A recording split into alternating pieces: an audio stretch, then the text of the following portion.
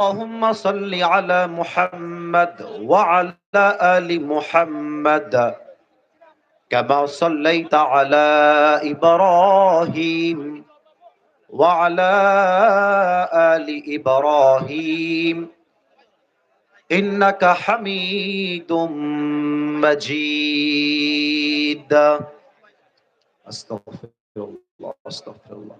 সাউন্ডটা বাড়ান, বেশি করে বাড়ান। যত আছে আপনার সাউন্ড ভলিউমটা বাড়ান, বেসটাও বাড়ান, সাউন্ডের লেভেলটা আপ করেন। আজকের এই প্রোগ্রাম গাবতলী পূর্বপাড়া বাইতুর রহমান জামে মসজিদের উন্নয়ন প্রকল্পে গাবতলী বগুড়া বিশাল এই তাফসিরুল কোরআন মাহফিল। আমাদের আজকে এই প্রোগ্রামে সভাপতি রয়েছেন মাওলানা মুহাম্মদ রফিকুল ইসলাম জিহাদি, খতিব অত্র জামিয়া মসজিদ। আমাদের খতিব সাহেব কোথায় আছে? খতিব সাহেব, ও মাশাআল্লাহ, খতিব সাহেব আমার ডান পাশে বসে আছে। যে মসজিদের প্রোগ্রামে আমরা আজকে এসেছি সেই মসজিদের খতিব আমাদের ডান পাশে আছেন, আমাদের মাথার তাজ। আমি দোয়া করি আল্লাহ তাআলা খতিব সাহেবকে যেন ইসলামের একজন একনিষ্ঠ খাদেম হিসেবে কবুল এবং মঞ্জুর করে। পড়েন সবাই আমিন। সহ সভাপতি আছেন মাওলানা মুহাম্মদ জাহিদুল ইসলাম, সহকারী অধ্যাপক, তরফ সরতাজ কামিল স্নাতকোত্তর মাদ্রাসা ও সেক্রেটারি অত্র জামে মসজিদ। এসেছে? ও মাশাআল্লাহ, আমাদের খতিব সাহেব এবং আমাদের সেক্রেটারি সাহেব একই সোফায় বসে আছে। আমরা দোয়া করে দিই আল্লাহ তাআলা ভয়কে যেন ইসলামের জন্য আবু বকর রাদিয়াল্লাহু তাআলা আনহুর মতো সৈনিক হিসেবে কবুল করে নেয়। পড়েন সবাই আমিন। আজকের এই প্রোগ্রামে প্রধান অতিথি আছেন জনাব মোহাম্মদ মোর্শেদ মিল্টন, সহসভাপতি বগুড়া জেলা বিএনপি ও সভাপতি গাবতলী উপজেলা বিএনপি। স্যার আসে নাই? আসতেছে, আচ্ছা। প্রধান মেহমান রয়েছেন জনাব ডক্টর খন্দকার আলমগীর হোসেন, নির্বাহী প্রধান গ্রাম উন্নয়ন কর্ম। উনি আসছে? উনিও আসেন নাই, আচ্ছা। পৃষ্ঠপোষক রয়েছেন আলহাজ মোহাম্মদ আজিজুল হক, অবসরপ্রাপ্ত ইঞ্জিনিয়ার, পিডিবি বগুড়া সভাপতি অত্র মাদ্রাসা। উনি এসেছেন? এখনো আসেন নাই, আচ্ছা ঠিক আছে। আর একটা নাম আছে, আমরা পরিশেষ করে দিচ্ছি। বিশেষ অতিথিবৃন্দ রয়েছেন মোহাম্মদ জাকির হোসেন, আবু বকর সিদ্দিক, নাজমুল হাসান, কামাল হোসেন, ডক্টর সাজ্জাদুর রহমান, আরো আছেন মোহাম্মদ শামসুল আরেফিন জুয়েল, এবং অনেক অতিথির নাম এখানে বেসিকলি দেওয়া আছে। এতগুলো নাম আমাদের পক্ষে এই অল্প সময়ে পড়া সম্ভব নয়, তবুও এই যে তোমরা যা করছো না, বিশ্বাস করো এটা বগুড়ার ঐতিহ্য নষ্ট করবে, বগুড়ার সুনামকে নষ্ট করবে। আমি একটা ধমক দিব, ওরা ওইটা কাট করে গিয়ে আগে দিবে যে বগুড়ার মাহফিলে লোকরা বিশৃঙ্খল করছে। কার বদনাম হবে? আপনাদের বদনাম হবে। এটা বগুড়ার মাটি, এটা শহীদ প্রেসিডেন্ট জিয়াউর রহমানের মাটি। এই মাটির লোকরা হচ্ছে স্বাধীনতাকামী। এই মাটির লোকেরা হচ্ছে কাপুরুষের সন্তান নয়, এরা সব বীর পুরুষের সন্তান, বগুড়ার সন্তান। এটা আমি আজকে প্রথম বলছি তা নয়, আমি এর আগেও আমার মাহফিলে বলেছি স্পষ্ট কণ্ঠে। আর একটা কথা আমি আবারও বলছি, এই মাহফিলটা কোনোভাবে আমার পক্ষে রাখা সম্ভব ছিল না। আজকের এই মাহফিলটা এখানে আমার ছিল না। কমিটির এত ভালোবাসা, এত আবদার যে হুজুর এলাকাবাসী আপনাকে চায়, যুবক ভাইয়েরা আপনাকে ছাড়া মাহফিল করতে চায় না, আমি সেই আবদার রাখতে আজকের মাহফিলে এসেছি। তো মেহেরবানি করে কমিটিকে কষ্ট দিবেন না, ওরা মাথার ঘাম পায়ে ফেলেছে। এবং জানলে অবাক হবেন, আজকের মাহফিলে সবচেয়ে বেশি পরিশ্রম দিয়েছে আমার বিএনপির ভাইয়েরা। অনেকে বিএনপির দিকে আঙ্গুল তুলে বলে তারা নাকি ইসলাম ভালোবাসে না, কোরআন ভালোবাসে না। বিএনপি ইসলামকে ভালোবাসলে এত বিশাল মাহফিল করলো কেমন করে? আপনারাই বলেন সবাই আমাকে, এটা বুঝতে হবে আপনাদের সবাইকে। আমাকে একটু সময় দেন। যার যার মতো যে যে চিৎকার করতেছে, ইজ দিস ডিসেন্ট ম্যানার? এটা আদবের মধ্যে পড়ে না। আমি 1 থেকে 3 গুনছি, এর মাঝে পরিবেশটা পিন পতন নীরব হয়ে যাবে। আমি আবারও বলছি, আই রিপিট अगेन, আমি প্রচন্ড অসুস্থ, আমার গায়ে জ্বর, বুকে ব্যথা, আমার শ্বাসকষ্ট, হাঁপানির সমস্যা আছে। আই রিপিট अगेन, আমি আবারও বলছি, আমি 1 থেকে 3 গুনবো, এর মাঝে চাতক পাখির মতো চোখ দিয়ে তাকায় থাকতে হবে, পিন পতন নীরব হয়ে বসে থাকতে হবে। এক, মোবাইলটা put your phone down, একটু নামো, নিচে নামো। স্টেজে কথা হবে না, স্টেজে যারা কথা বলছেন স্টেজে কথা হবে না। এই যে স্টেজে স্যার একটু কথা না বলি স্যার, কোরআনের মাহফিলে আদব রাখি স্যার। আমি আবারও 1 থেকে 3 গুনছি। 1,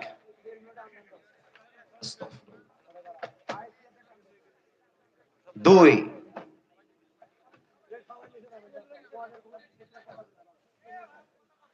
3।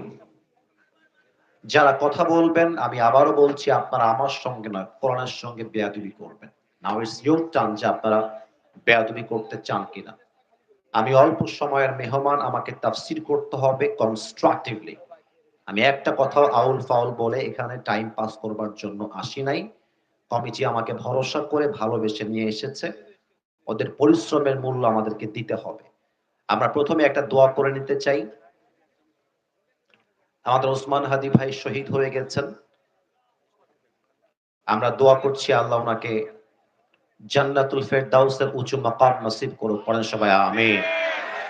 আমাদের দেশ নেত্রী বেগম খালেদা জিয়া অনেক দিন যাবত অসুস্থ আছে, আল্লাহ ওনাকেও যেন পরিপূর্ণ শেফায়ে আজেলা কামেলা দান করে, পড়েন সবাই আমিন। বগুড়াবাসী 3টা তাকবীর দিবেন, তাকবীর শেষ কোরআন থেকে তাফসীর শুরু হবে এবং তাফসীরের মাঝে যুবকদের কথা, মা বোনদের কথা, দেশের কথা আমরা সব তাফসীরের মাঝেই শুনবো। এক তাকবীর দিবেন সবাই মিলে, কাশি দেন। মাশাআল্লাহ। আপনারা বগুড়ার সন্তান, আওয়াজ যখন দিবেন বিড়ালের মতো ম্যান ম্যান করে নয়, সিংহের মতো গর্জন দিয়ে তাকবীর দিতে হবে। দেখা যাক আওয়াজ আছে কিনা। লিল্লাহি তাকবীর। যারা চুপ করেছিল এরা কেউ বউ পাবা না।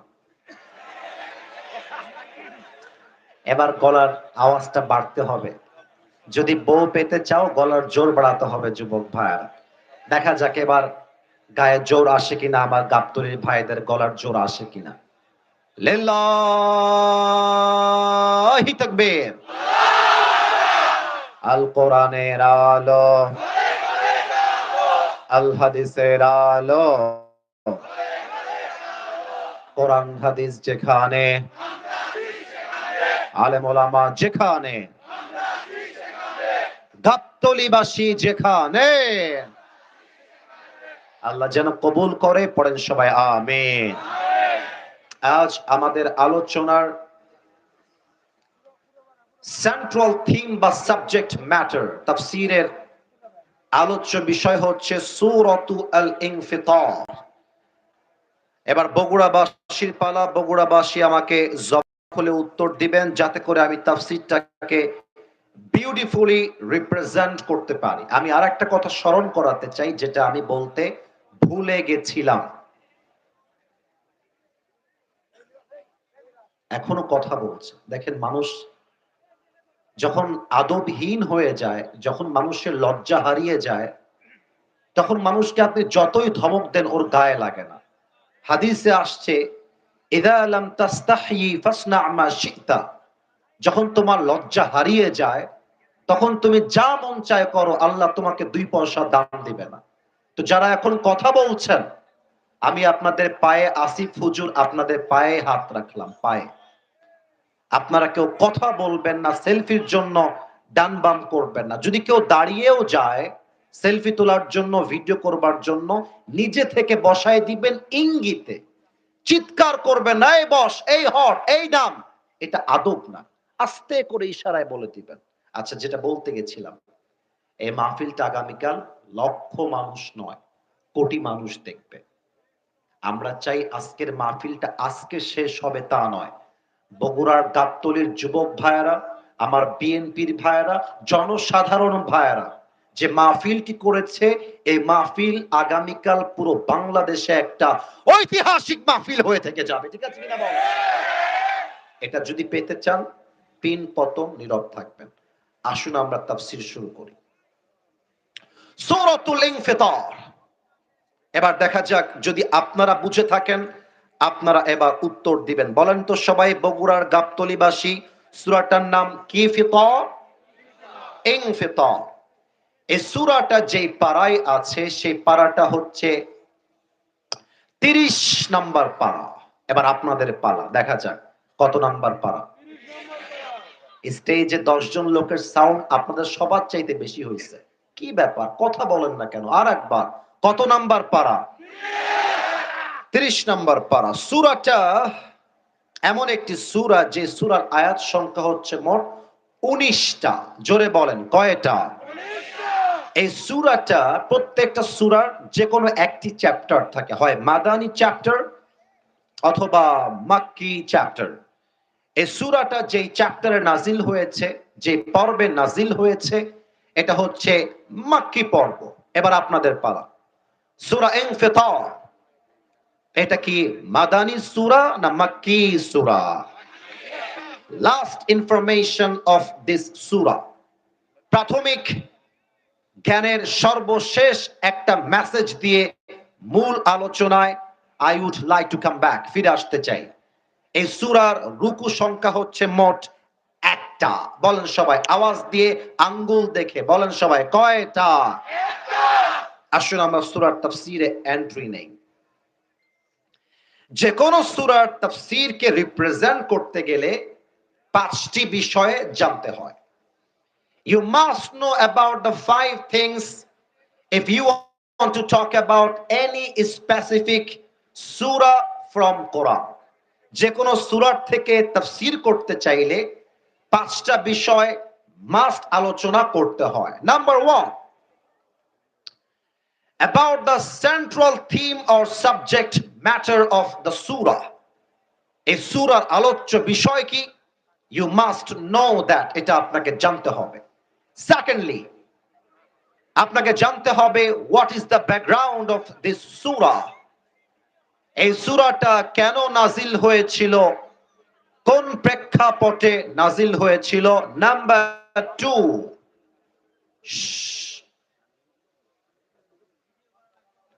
নাম্বার 3,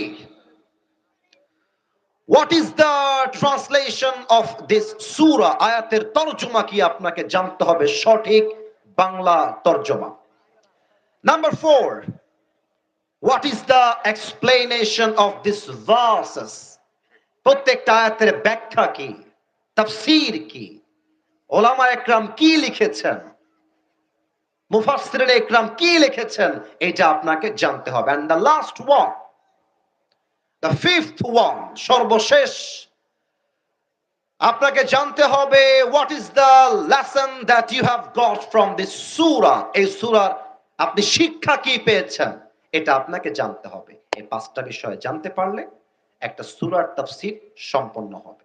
আসুন আমরা প্রথমে জেনে নেই সূরার মূল আলোচ্য বিষয় কি।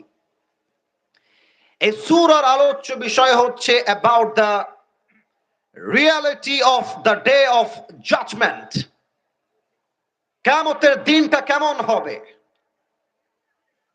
কিয়ামতের দিনটা এস্টাবলিশড হবে কেমন করে, প্রতিষ্ঠিত হবে কেমন করে, কিয়ামতের দিন মানুষগুলো কি করবে, তাদের অবস্থা কেমন হবে, এই পাহাড়, এই পশু, এই প্রাণী, এই নারী, এই পুরুষ কিয়ামতের দিন কি করতে পারে, এটার একটা মারাত্মক ব্যাখ্যা আল্লাহ তাআলা সূরা ইনফিতারে দিয়েছেন। This is the central theme, এটা হচ্ছে সূরা ইনফিতারের আলোচ্য বিষয়। সেকেন্ড, আচ্ছা এটা উঠতেছে, কেউ হাত দেখাবে না, তোমাদের কাজ আমার দিকে চাতক পাখির মতো তাকায় থেকে ওয়াজ শোনা। ড্রোন তো দূরের কথা, কিয়ামত হয়ে গেল চোখ থাকবে আসিফ হুজুরের দিকে, মন থাকবে আসিফ হুজুরের ওয়াজের দিকে। কথা ভুল বললাম না ঠিক বললাম? বলেন আপনারা সবাই। আর ড্রোন যারা উড়াচ্ছেন it's allowed, no problem, but ড্রোনটা 1 মিনিটের শর্ট নেবেন and close it right now, নামায় ফেলবেন। আজকের ওয়াজ জাস্ট কান দিয়ে শুনবেন, কান দিয়ে বের হয়ে যাবে, এই ওয়াজ আজকের মাহফিলে হবে না। আজকের মাহফিলে সেই ওয়াজ হবে যে ওয়াজের প্রত্যেকটা কথা কলিজায় গিয়ে আঘাত করবে, ঠিক কিনা বলেন? এটা টান দেন, 1 মিনিট সময় দিলাম, নামায় ফেলবেন। এই সূরার শানে নুজুল আমরা জানতে চাই, কোন প্রেক্ষাপটে নাজিল হয়েছে। আল্লাহ রাসূল সাল্লাল্লাহু আলাইহি ওয়াসাল্লাম যখন ইসলামের দাওয়াত দেওয়া শুরু করলেন, কালেমার দাওয়াত দেওয়া শুরু করলেন, অনেক কাফের বেঈমান নবীজির দাওয়াতের পরে কালেমা পড়ে মুসলমান হয়ে গেল।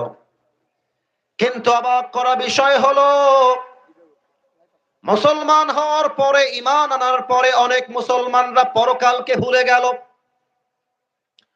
অনেক কাফেররা দুনিয়ার প্রতি এমন ভাবে আসক্ত হয়ে গেল, কাফেররা বলতে লাগলো দুনিয়াই হচ্ছে আসল জীবন, আখেরাত বলতে পৃথিবীর দুনিয়ার পরে আর কিছু নাই, ডু ফুর্তি, নো টেনশন, যা মন চায় করো, খবর বলতে কিছু নেই, আখেরাত বলতে কিছু নেই।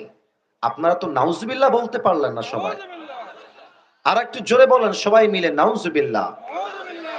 আচ্ছা, এবার আপনাদের কাছে আমার ঈমানি প্রশ্ন, with your faith, এটা আপনার ঈমানের কথা, উত্তর আগে আসতে দিয়েছেন, নট এ বিগ ডিল, হতেই পারে উত্তর আসতে দিতেই পারেন, not a big deal. Since it's a question of faith, যেহেতু এটা ঈমানের প্রশ্ন, অতএব একটা মুরব্বী কিংবা একটা যুবক কিংবা মা কিংবা বোন, কারো জবান যেন এই প্রশ্নের উত্তরে অফ না থাকে। You have to open your mouth, কথা বলতে হবে। বলেন তো, এই জীবনের পরে আর একটা জীবন যে আছে, ৩.৫ হাত মাটির কবরে যে আমাকে যেতে হবে, ঢুকতে হবে, আল্লাহর সামনে যে বিচারের কাঠ করে আমাকে দাঁড়িয়ে হিসাব দিতে হবে, এর উপরে আমাদের সকলের বিশ্বাস তথা ঈমান আছে না নাই? আগেই বলেছি ঈমানের প্রশ্ন, বলেন সবাই আছে না নাই? এবার একটা উত্তর দেন, বলেন তো, যে জীবনে এখন আমরা আছি এটা হচ্ছে ইহকাল, the life of this world, দুনিয়ার জীবন। এরপরে যে লাইফে আমরা এন্ট্রি নিব, that is called life of hereafter, পরকালের জীবন। বগুড়ার সোলপোলের গলার জোর কেমন, মেধা কেমন, এই প্রশ্নের উত্তরেই প্রমাণ হয়ে যাবে। বলেন তো, দুনিয়ার জীবন কি বেশি লম্বা হবে না আখেরাতের জীবন বেশি লম্বা হবে? ৩০ নম্বর পারা, ৪ নম্বর পৃষ্ঠা, সূরাতুন নাজিআতের সর্বশেষ আয়াত, কান্নাহুম ইয়াওমা ইয়ারাউনাহা লাম ইয়ালবাথু ইল্লা আশিয়াতান আও দুহাহা। কি অবাক করা কথা আল্লাহ বলছে, যে মুরব্বীর বয়স ৮০ বছর, যে মুরব্বী, ওই মুরব্বী যেদিন মারা যাবে, পরকালের জীবনটা যেদিন থেকে শুরু হবে, কিয়ামতের দিন যখন সে দেখে ফেলবে, সে বলবে আল্লাহ, দুনিয়ার ৮০ বছরের জীবনটা আজকে আমার কাছে জাস্ট একটা কিংবা সন্ধ্যার মতো মনে হচ্ছে। আমার কাছে মনে হচ্ছে আমি ১০০ বছর বেঁচে ছিলাম না, আমি জাস্ট একটা সকাল বেঁচেছিলাম, আমি কেবলমাত্র একটা সন্ধ্যা বেঁচেছিলাম দুনিয়ার জীবনে। এতটা লম্বা হবে কিয়ামতের দিবস, এতটা লম্বা হবে পরকালের জীবন। এজন্য আমি আমার একটা মাহফিল বগুড়াতে ছিল, বগুড়া দুপচাচিয়া হয়ে আমি মাহফিলে আসছিলাম। পরকাল যে কত কাছে, মৃত্যু যে কত কাছে আমি নিজের চোখে দেখে এসেছি।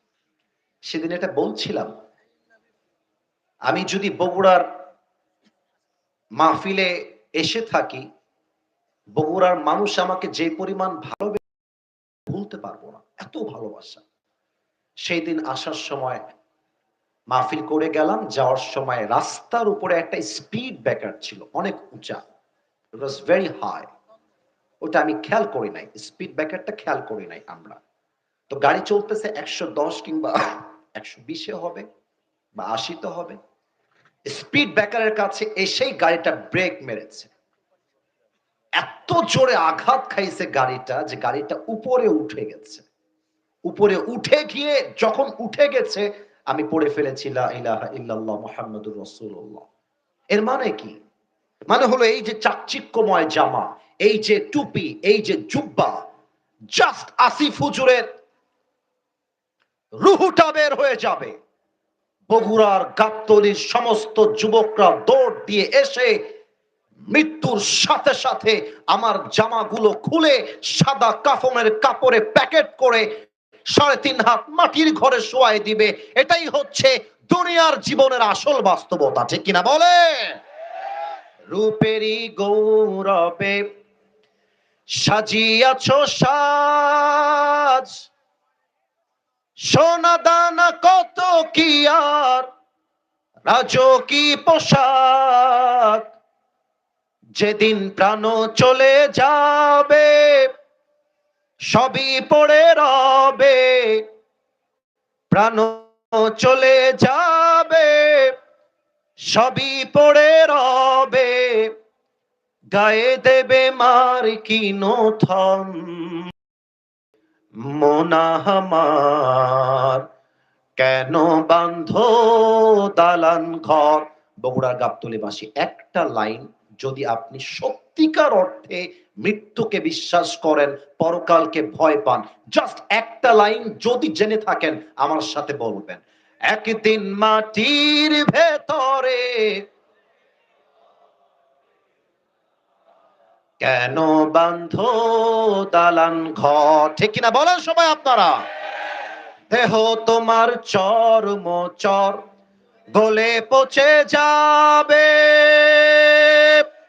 শিরার উপর শিরা গুলি ছিন্ন ভিন্ন হবে, মঞ্জু মেরু দণ্ড সবই হবে খঞ্জ খঞ্জ, মঞ্জু মেরু দণ্ড সবই হবে খঞ্জ খঞ্জ, পড়ে রবে মাটির উপরে, মোনা আমার কেন বান্ধো দালান ঘর। একসাথে গান, একদিন মাটির ভেতরে হবে ঘরে, মোনা আমার কেন বান্ধো দালান ঘর। ঠিক কিনা বলেন সবাই আপনারা? This is the পরে মানুষ বুঝে যাবে দুনিয়াটা ছিল ওয়ামাল হায়াতুদ দুনিয়া ইল্লা মাতাউল গুরুর। This life of this world is nothing more than play and entertainment. এই দুনিয়ার জীবনটা একটা চাকচিক্যতা ছাড়া, ধোঁকা ছাড়া আর কিছুই হতে পারে না। আমার একটা তাবলীগের অভিজ্ঞতা আছে আমার জীবনে। আমি ৩ দিনের জন্য তাবলীগে বের হয়েছিলাম মাদ্রাসা থেকে। যুবকরা তাবলীগ মানে অবশ্যই বুঝবা, বিভিন্ন মসজিদে গিয়ে ভদ্রায় গিয়েছিলাম,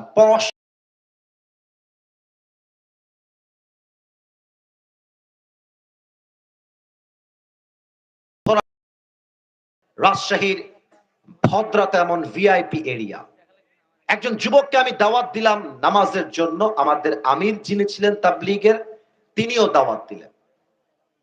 ওই যুবকটা সেই দিন যা বলেছিল এটা আমার কলিজায় আজকে এখন পর্যন্ত দাগ কেটে আছে, এখনো দাগ কেটে আছে। ওই যুবকটা আমাদেরকে ইঙ্গিত দিয়ে বলতেছে, আপনারা আমার কাছে দাওয়াত দিয়েন না, ওইদিকে যান, ওইদিকে দাওয়াত দেন। তো আমির সাহেব বললেন, ওয়াই?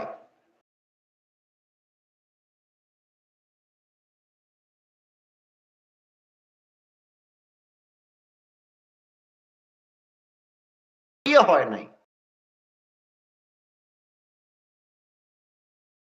দাড়ি পেকে যাবে, তারপরে ওমরা করে হজ করে এসে ভালো হয়ে যাব, নামাজি হয়ে যাব, আপনারা এখান থেকে বের হয়ে যান। কেউ হাসবেন না? না না, আমি হাসির খোরাক দেই নাই, চিন্তার খোরাক দিয়েছি। এখানে অনেক যুবক বসে আছে, যে যুবকটা আজকে শুক্রবারের দিন ফজর থেকে নিয়ে এসা পর্যন্ত এক ওয়াক্ত নামাজও পড়ে নাই। এখানে অনেক যুবক এমন বসে আছে, যে যুবক আজকের মাহফিল শুনে যাবে রাত ১টার সময়, বাসায় গিয়ে ঘুমিয়ে যাবে, ফজরের নামাজটা সে যুবক পড়তে চাইবে না। বলেন সবাই, আপনারা বলেন। এখানে অনেক যুবক আছে, যে যুবক হতে পারে আজকে শুক্রবার অথবা গত শুক্রবার মমইন পার্কে তার গার্লফ্রেন্ডকে নিয়ে ঘুরে আসছে। এই মাহফিলে এমন যুবক বসে আছে। মমইন পার্কে অনেকের গায়ে শুরু হয়ে যাবে, but I am talking about the reality, I am talking about the হাকিকত। এটাই বাস্তবতা। অনেক মেয়েকে দেখলাম, আমাকে দেখার জন্য প্রিয় বোনেরা রাস্তায় দাঁড়িয়েছিলেন, আমাকে দেখার জন্য আপনারা অনেকে চিৎকার পর্যন্ত করেছেন। I salute you, I respect you, আমি আপনাকে সম্মান জানাই। তো প্রত্যেকটা মেয়েকে আজকের মাহফিল থেকে বলে যেতে চাই, কবে আবার দেখা হবে এটা আমি জানি না, বাট মাথায় রাখবেন, দাড়ি টুপি রাখলে যেমন হুজুর হওয়া যায় না, বোরকা আর হাত মোজা পড়লেই তেমন দিনদার মেয়ে হওয়া যায় না। বগুড়ার মমইন পার্কে যতগুলো মেয়ে শুক্রবারে বিকাল বেলা প্রেম করে বেড়ায়, তার ৮০% মেয়ে বোরকাওয়ালি মেয়েরাই প্রেম করে বেড়ায়। বগুড়ার গাবতলীর ভাইরা দেখলেই মনে হবে यार ये तो अभी जन्नत से भाग के दुनिया में आई है। माशाअल्लाह, इतनी अच्छी कोई भी हो सकता है। हाथे मोजा पाए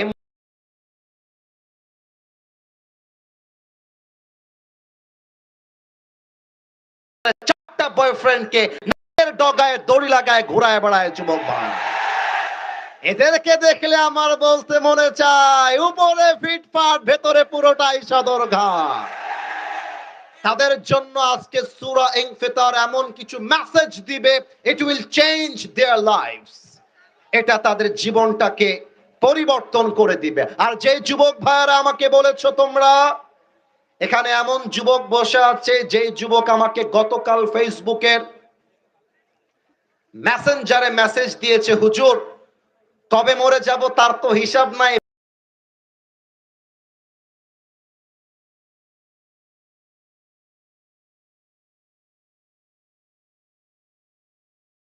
আমিও আজকে আমার তাফসীরের মাঝে একটা পয়েন্ট উল্লেখ করে দিয়ে যাই। আব্বা জান, কিয়ামতের দিন আপনার সবচাইতে বড় আফসোস হবে, আপনার ছেলের বিয়ের বয়স হওয়ার পরেও আপনি কেন বিয়ে দিলেন না, এই নিয়ে আপনার সবচেয়ে বড় আফসোস হবে।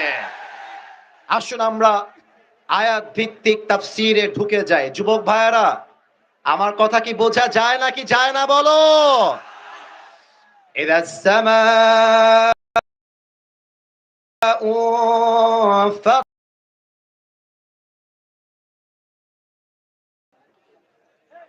হাসির জায়গায় হাসি, সিরিয়াস মোডে, you must be serious. Serious শুনতে ওপেন। আল্লাহ তাআলা বলছেন, যখন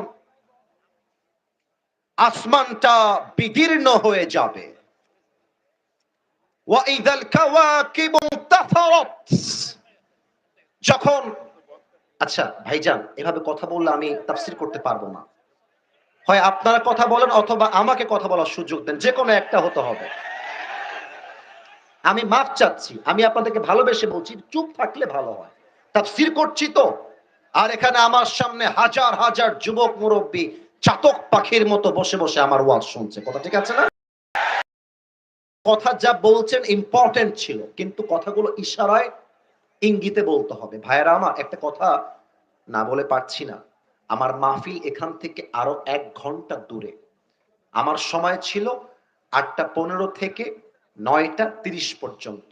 তবুও ওই মাহফিলে ওঠার কথা ১০টার সময়। আমি হাতে পায়ে ধরে বলেছি, ভাইজান আমার ভাইয়েরা আমাকে আবদার করেছে, এরা না পারে আমার কাছে কান্নাকাটি করে বলবে, হুজুর আপনি আমাদের মাহফিলে আসেন। ওরা আমাকে ভালোবাসে তাই নিয়ে আসছে। আমি অধম আসতে পারে আমিও ধন্য হয়েছি। আমার টাইম কিন্তু এখন গেলেও আমার স্টেজে উঠতে লাগবে ১০:৪০, কমিটি। তবুও কেন ওয়াজ করছি জানেন? কারণ বগুড়ার মাটিতে এসে টাইম দিয়ে নয়, ভালোবাসা দিয়ে হিসাব করতে হবে। সো আপনারা আমাকে যদি এভাবে চিৎকার করে ১ মিনিট নষ্ট করেন, that is loss, really a big loss. Keep quiet, keep silent. তাফসীর করছি। ওয়াইদাল কাওয়াকিব ইনতাসারাত when the stars fall away, তারকাগুলো নিক্ষিপ্ত হয়ে পৃথিবীর দিকে দিকে ছিটকে ছিটকে পড়বে।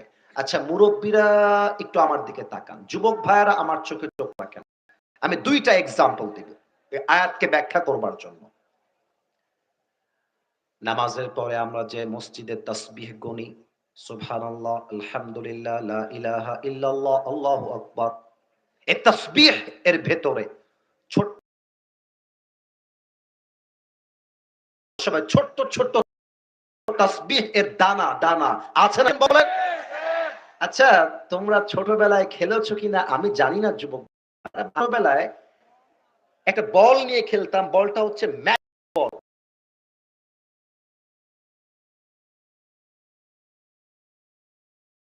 তো এবার কেউ যেন আমার চোখের ডান বাম হবেন না, আমার দিকে তাকান।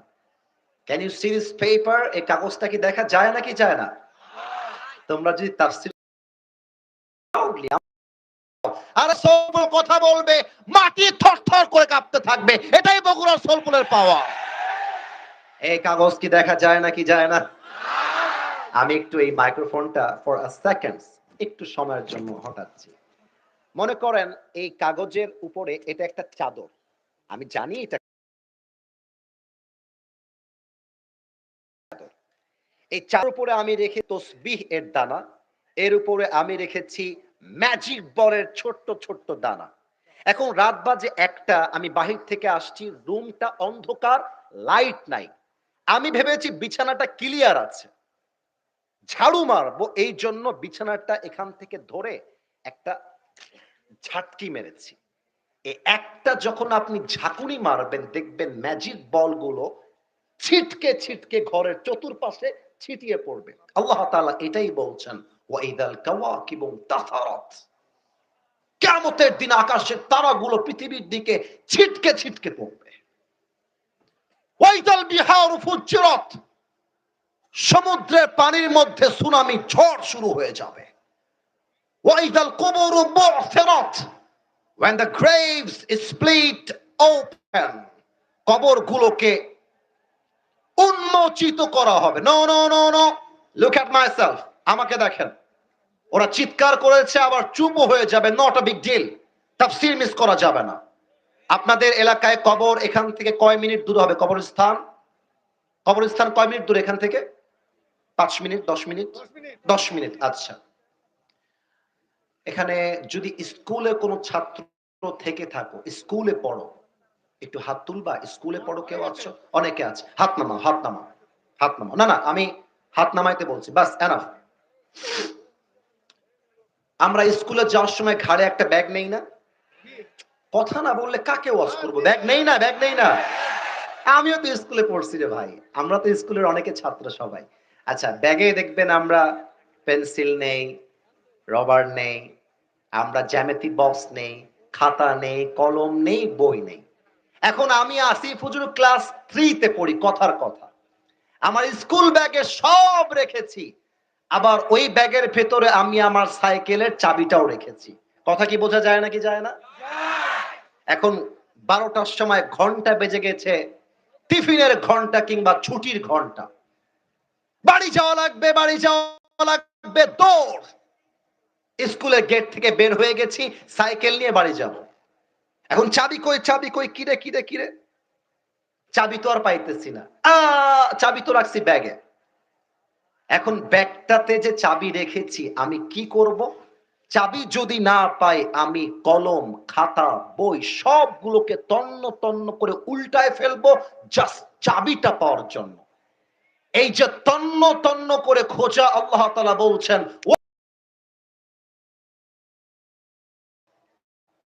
যেখানে যাকে যেমন ভাবে দাফন করা হয়েছে তাকে সেখান থেকে তেমন করে তন্ন তন্ন করে খুঁজে কিয়ামতের দিন আল্লাহর সামনে দাঁড় করিয়ে দেওয়া হবে। আল্লাহু আকবার। কিয়ামত বেসিক্যালি স্টার্ট হবে 3টা ফুয়ের মাধ্যমে। আমি একদম হাদিসটাকে প্র্যাকটিক্যালি বোঝাই। Give me a few moments, একটু সময় দেন। এটা কিন্তু আবার বিড়ি না, এটা বিড়ি না। এটা হচ্ছে একটা বাঁশি। আপনারা একটু জোরে বলবেন, এটার নাম কি? সিংগা, বাঁশি। এই যে আমরা এখন ওয়াজ করছি, রাত বাজে 9:32। এই মুহূর্তে ইসরাফিল আলাইহিস সালাম সিংহাটা নিয়ে exactly, look at my face, আমাকে দেখেন, এক্স্যাক্টলি সিংহাটা নিয়ে এমন ভাবে দাঁড়িয়ে আছে, just waiting for the green signal, অপেক্ষায় আছে। আল্লাহ বলবে ফু মার, একটা ফু দিবে, বাস কিয়ামতের লীলা খেলা শুরু হয়ে যাবে। প্রথম ফু দেওয়ার সাথে সাথে পাহাড়গুলো ধ্বনিত তুলার মতো উঠতে থাকবে, মানুষগুলো বিক্ষিপ্ত পতঙ্গের মতো নিক্ষিপ্ত হবে। আল্লাহ বলবে ইয়া ইসরাফিল, আর একটা ফু মার, আর একটা ফু দিবে। দ্বিতীয় ফু দেওয়ার সাথে সাথে মানুষ, জিন, ফেরেশতা সব শেষ, সব, কেউ বাকি থাকবে না। আল্লাহ ডাক দিয়ে বলবে মালাকাল মউত, ইয়া মালাকাল মউত আখবিরনি মান ইয়াবকা, বল তো পৃথিবীতে আর কে বাকি আছে? মালাকুল মউত বলবে আল্লাহ কেউ বাকি নাই, আমি আছি, জিবরাইল আছে, মিকাইল আছে, ইসরাফিল আছে, and you, and nobody left in this world। আর পৃথিবীতে কেউ বাকি নেই, একমাত্র আমরা চারজন আর আপনি। আল্লাহ বলবে মালাকুল মউত বের হ, জিবরাইল, মিকাইল, ইসরাফিল সবার রূহ কবজ করে আমার কাছে আয়। সবার রূহ কবজ হয়ে যাবে। আল্লাহ, তোমার ফেরেশতা তোমার সামনে হাজির হয়ে গেছে, আল্লাহ কি হুকুম তাই বলো। আল্লাহ বলবে ইয়া মালাকাল মউত আখবিরনি মান ইয়াবকা, আর কে বাকি বল। এবার মালাকুল মউত থরথর করে কাঁপতে থাকবে আর বলবে আল্লাহ এবার তো পৃথিবীতে তুমি আর আমি ছাড়া কেউ বাকি নাই, তুমি আছো আর আমি আছি। আল্লাহ বলবে মালাকুল মউত মত, এবার তুই মরে যা, তুই মর। মালাকুল মউত শুনে বলবে আল্লাহ আমি কেন মরবো, আমি না সবাইরে মারলাম, আমি কেন মরবো? আল্লাহ বলবে মুত, ফাইন্নাকা খালকুম মিন খালকিল্লাহি তাআলা আযজা ওয়া জাল্লা, মরে যা, তুইও আমার সৃষ্টির মাঝে একটা সৃষ্টি। কুল্লু নাফসিন যায়িকাতুল মউত, everybody has to take the test of death. প্রতিটা নফসকে, প্রতিটা প্রাণীকে মৃত্যুর স্বাদ গ্রহণ করতেই হবে, তুইও মরে যা। বাস, মালাকুল মউত মরে যাবে, কেউ নয়। আল্লাহ বলবেন লিমানিল মুলকুল ইয়াউম, who belongs the kingdom today, আজকের দিনের রাজত্ব কার? জবাব দেওয়ার মতো কেউ থাকবে না। যে আওয়ামী লীগ বলতো এই দেশটা আমার, এটা আমার বাপের মাটি, দাদার মাটি, তারা কোথায়? আল্লাহ বলবে কোথায় আছিস আয়। জবাব দেওয়ার মতো কেউ থাকবে না। আল্লাহ নিজেই বলবেন লিল্লাহিল ওয়াহিদিল কাহ্হার, আজকের দিনের রাজত্ব মহারাগে রাগান্বিত এক রবের জন্য। আওয়াজ দিয়ে বলেন সবাই সেই রবকে। আল্লাহ আমার রব। এরা অনেক ভালো, ওরা আমার সাথে গেয়েছে, আর একবার আল্লাহ আমার রব,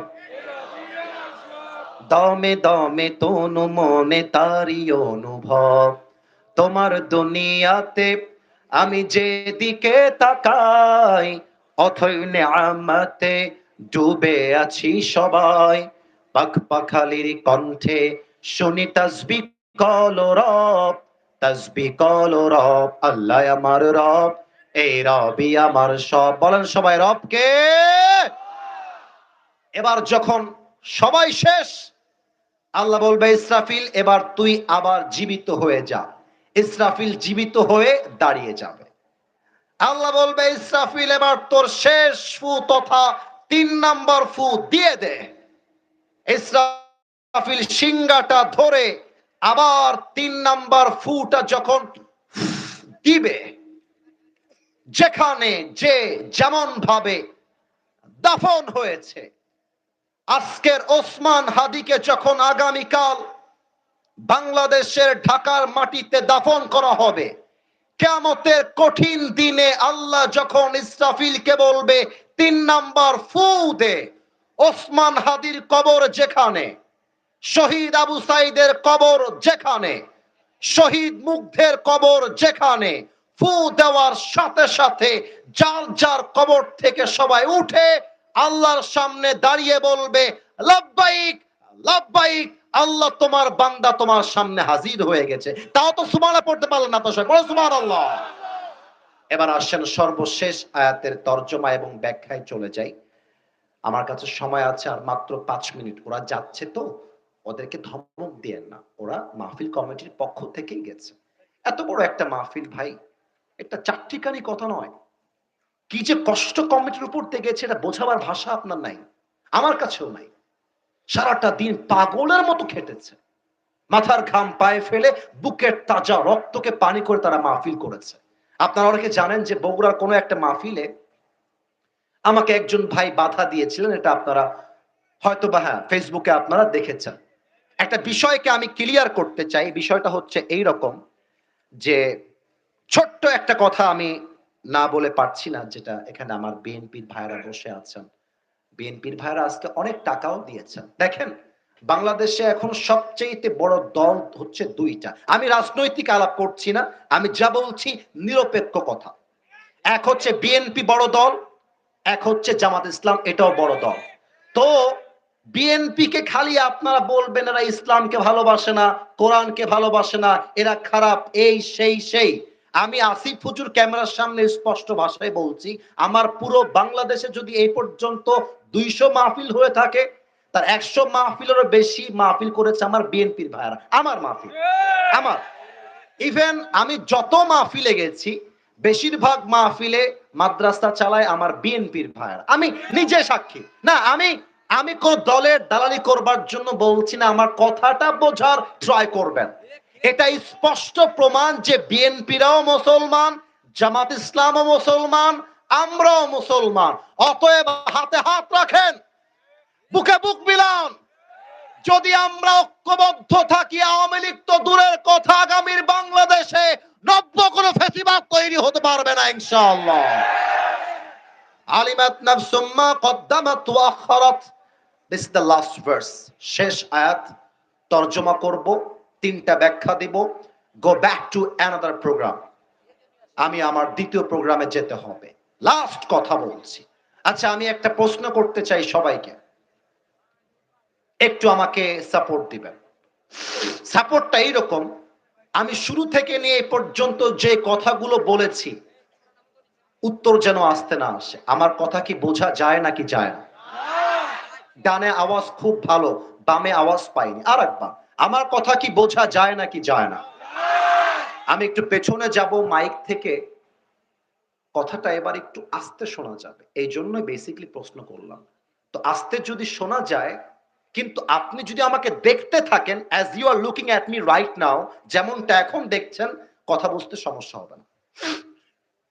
আচ্ছা, এক্সাম্পলটা একটু বোঝার চেষ্টা করবেন। আল্লাহ তাআলা বলছেন আলিমাত নাফসুম মা কদ্দামাত ওয়া আখারাত। মানুষ যখন কবর থেকে উঠবে, তার প্রথম চিন্তা কি হবে আল্লাহ এই আয়াতে বলছেন। মনে করেন আমি আসিফ হুজুর কবরে শুয়ে আছি 1000 বছর, কথার কথা। আমি কবর থেকে উঠলাম কিয়ামতে 3 নাম্বার ফুৎকার দেওয়ার পরে। আমি চোখটা খুলেছি কিয়ামতের প্রথম দিন। চোখটা খুলে দেখছি আকাশ বিদীর্ণ হয়ে গেছে, পাহাড়গুলো ভেঙে গেছে, মানুষগুলো উলঙ্গ হয়ে আমার সামনে দিয়ে হাঁটতেছে। এবার আমার চোখ দেখবেন সবাই, চোখগুলো আমাদের ছানা বড়া হয়ে যায়, বিশাল বড় বড় চোখ হয়ে যাবে। কিন্তু কিয়ামতের প্রথম দিন মানুষ কি ভাববে, কি চিন্তা করবে কিয়ামতকে দেখে, এই কথাটাই আল্লাহ এই আয়াতে বলেছে। আলিমাত নাফসুম মা কদ্দামাত ওয়া আখারাত। On that day he will realize what was most important, what was less important. সেই দিন মানুষগুলো বুঝবে দুনিয়াতে কোনটা বেশি দামি ছিল এবং কোনটা কম দামি ছিল, ঠিক আছে, নো প্রবলেম। এবার আমার দিকে তাকান, এইটা আমার মুখে কালো কালো, এটার নাম কি? তোমরা খুবই অ্যাক্টিভ, পেছনে আওয়াজ পাইনি। আর একবার, আমি শেষ প্রান্তে আছি ভাই আমার, শেষ ভালো যার সব ভালো তার, এইটার নাম কি? অনেক মেয়ে আছে দেখবা, দাড়ি দেখলে গায়ের মধ্যে জ্বালা পড়া শুরু হয়ে যায়, চুলকানি শুরু হয়ে যায়। ওই এক মেয়ে বিয়ের জন্য পাত্রের সামনে গিয়ে বসে আছে এভাবে একদম। মেয়েরা তো বিয়ের সময় আসলে এমন একটা অভিনয় করে, দেখলে মনে হবে ধোয়া তুলসী পাতা, কিছুই বোঝে না। আর মেয়ের মা হচ্ছে আর এক চালাক, বলবে আমার মেয়ের মতো ভালো কেউ নেই। বলছে আমার মেয়ে এত ভালো, আমার মেয়েকে স্কুলে আমি নিয়ে যেতাম, কলেজেও আমি নিয়ে যেতাম, প্রাইভেট পড়তে গেলে আমি নিয়ে যেতাম। এমন একটা ভাব, মেয়ে মনে হয় ভাজা মাছটাও উল্টায় খাইতে পারে না। কিন্তু বুঝতে হবে, যেই মেয়ের মা মেয়েকে নিয়ে বেশি প্রশংসা করে, ডাল মে কুছ কালা তো জরুর হ্যায় ওয়াহা পে। তো মেয়েটা বলছে ভাইয়া একটা কথা বলা যাবে? পাত্রকে বলতেছে। তো পাত্র বলছে ওয়াই নট, প্লিজ বলেন কি বলবেন। চুপ থাকো। তো মেয়েটা বলছে আচ্ছা ভাই, আপনাকে আসলে একটা কথা বলতাম, ইফ ইউ ডোন্ট মাইন্ড। বলছে নো প্রবলেম, বলেন কি বলবেন। তো বলছে আপনার মুখে যে চাপ দাড়িটা আছে, একটু ক্লিন শেভ করে নেওয়া যায় না দাড়িগুলো? তো যুবকটা বলছে কেন ক্লিন শেভ করবো, what's the problem with it, কি সমস্যাটা কোথায়? বলছে দাড়িটা রেখে কেমন যেন আপনাকে চাচা চাচা লাগছে, বয়স্ক লাগছে। তো যুবক আবার খুব চালাক, যুবক বলছে ও আচ্ছা আপু তাই, মানে দাড়ি কাটলে আমাকে ভালো লাগবে তাই তো? বলছে yes yes, you will look after cutting your beard, দাড়িটা কেটে ফেলা। তো যুবকটা বলছে প্রিয় বোন আমার, আমার মনে হয় কি জানেন, আমার কাছে আপনার মতো মেয়ের চাইতে আমার দাড়ি অনেক বেশি দামি। আর যেহেতু আপনার মতো মেয়ের জন্য আমি দাড়িওয়ালা সিংহ পুরুষ পারফেক্ট নই, তো আপনার মতো মেয়ের জন্য বিটিএস এর হিজড়া ছাড়া সেকেন্ড কোন অপশন আমার কাছে নাই যুবক ভাইরা। আরে যে মেয়ে আমাকে দাড়ির জন্য বিয়ে করতে চায় না, সে তো আমার বাড়ির বউ হওয়ার যোগ্যতাই রাখে না। আর যে মেয়ে আমাকে দাড়ির জন্য বিয়ে করতে চায়, সেই তো আমার বাড়ির বউ হওয়ার যোগ্যতা রাখে। এক নাম্বার, কিয়ামতের দিন আপনি বুঝবেন দাড়িটা কত দামি ছিল। দুই নাম্বার এক্সাম্পল, যুবক তোমরা একটু কান খাড়া করো। আচ্ছা, একটু আমার দিকে তাকাও। এটা হচ্ছে স্মার্টফোন, এটার নাম কি ফোন? সামনে আওয়াজ ভালো, পেছনে আওয়াজ নাই। আমার লাস্ট কথা বলছি, রেসপন্স করেন। এটা স্মার্টফোন, এটা কি ফোন? যুবকের মোবাইল ফোনটা চেক করলে এখন দেখা যাবে তার মোবাইল ফোনে অনেক উলঙ্গ নারীর ভিডিও ছবি রাখা আছে। অনেক যুবকের মোবাইল ফোনটা চেক করলে পাওয়া যাবে যুবকটা আজকে বগুড়ার গাবতলীর মাহফিলে এসে মেসেঞ্জারে তার গার্লফ্রেন্ডকে মেসেজের রিপ্লাই পর্যন্ত করেছে। কিয়ামতের দিন যুবকটা হায় হুতাশ করে বলবে আহা, আমি যদি হারামে না থেকে হালাল ভাবে বিয়ে করতে পারতাম, তবে কিয়ামতের দিন আজকে আমাকে এই আফসোসের কাতারে দাঁড়াতে হতো না। ইভেন অনেক বাবা যারা দাড়ি রাখে, টুপি পরে, আর ছেলের বয়স 25 পার হয়ে যায়, বিয়ে দিতে চায় না, বলে নিজের পায়ে দাঁড়িয়ে বিয়ে কর। আব্বা জান, আমি আপনার পায়ে হাত রেখে বলে গেলাম, আপনার ছেলের বিয়ের বয়স হওয়ার পরেও যদি আপনি বিয়ে না দেন, আপনার ছেলে যদি মামইন পার্কে ঘুরে বেড়ায়, আপনার মেয়ে যদি বগুড়া শহরে গিয়ে প্রেম করে, বিয়ে না দেওয়ার জন্য প্রত্যেকটা গুনাহের দায়ভার কিয়ামতে আপনাকে আপনার কাঁধে বহন করতে হবে। লাস্ট কথা মেয়েদের জন্য, এটা বলেই আমরা শেষের দিকে যাব। মেয়েরা যারা এসেছেন, আমি শেষ কথা বলে দিয়ে যাই, বিয়ের সময় আসলে টাকাওয়ালাকে বেশি গুরুত্ব নয়, সরকারি চাকরিজীবীকে বেশি গুরুত্ব নয়। বিয়ের জন্য আপনার জন্য সবচাইতে উত্তম হচ্ছে নবীর চরিত্রে আদর্শবান যুবক, আর কেউ নয় যুবক ভাইরা। অনেক মেয়ে টাকা পাইলে আর সরকারি চাকরি পাইলে বইরা টাকলার সাথে বিয়ের পিড়িতে বসে যায়। এবার সবাই দুই হাত তোলেন, সবাই, everyone raise your two hands. আচ্ছা, সবাই দুই হাত তুলে ফেলেছে। আমি একটা প্রশ্ন করছি, আগামীতে এই মাহফিলটা হোক, আমরা সবাই চাই কি চাই না? এত আস্তে বললে আমি আসিফ হুজুর ছাড়তে পারবো না। বলেন সবাই চাই কি চাই না? রুমাল একবার গেছে, দ্যাটস ওকে ফাইন, হাত নামান। কিন্তু আমি যাওয়ার পরে আবারও কিন্তু হুজুররা আসবেন, আমার চাইতে বড় বড় আলেমরা আসবেন। তারা যখন আসবে এই 10, 20, 100 টাকা নয়, আমরা সবাই 10,000, 20,000, 50,000 টাকা এই মসজিদের জন্য দান করব। রাজি আছেন তো সবাই ইনশাআল্লাহ? আমি অধম একটা ওয়াদা করাতে চাই, সবাইকে 2 হাত তুলতে হবে সবাইকে, প্লিজ প্লিজ প্লিজ প্লিজ 2 হাত তোলেন সবাই, একটু কাশি দেন। আল্লাহকে ডাক দেন, বলেন সবাই আল্লাহ। আওয়াজটা বগুড়ার গাবতলির হয়নি, আরেকবার আল্লাহকে ডাক দেন, বলেন আল্লাহ। তোমার শাহী দরবারে দিল থেকে তওবা করছি, ও আল্লাহ, তুমি আমার জীবনের, একটু জোরে বলেন, জীবনের সব গুনাহ মাফ করে দাও। পড়েন সবাই আমিন। এবার আমাকে বলেন সবাই হুজুর, আরো জোরে আসিফ হুজুর। আমরা বগুড়ার সলপল আপনাকে ওয়াদা দিলাম, আজকের এই মাহফিলে তোমরা খুব চালাক, এদের যাদের মুসলমানি হয়নি জায়গা মতো মুসলমানি দিয়ে রেখে দিব একেবারে। কথা বলতে হবে, বলেন আমরা ওয়াদা দিলাম আজকের মাহফিলে শেষ রাত পর্যন্ত দোয়া না করে কেউ উঠে যাব। এবার হাতটা তুলেন সবাই, হাত তুলেন, হাত তুলেন, হাত তুলেন, হাত তুলেন। এবার বলেন যাব না, আরো জোরে যাব না। বলেন সবাই আওয়াজ দিয়ে ইনশাআল্লাহ। আল্লাহ তুমি বগুড়ার জমিনকে কবুল করো, পড়েন সবাই আমিন। আমার পেছনে আমার কলিজার টুকরা কমিটির ভাইয়েরা বসে আছেন, তাদেরকে থ্যাঙ্কস দিবেন। তারা আজকে বাংলাদেশের সবচেয়ে বড় আলোচকদেরকে আপনাদেরকে উপহার দিয়েছে।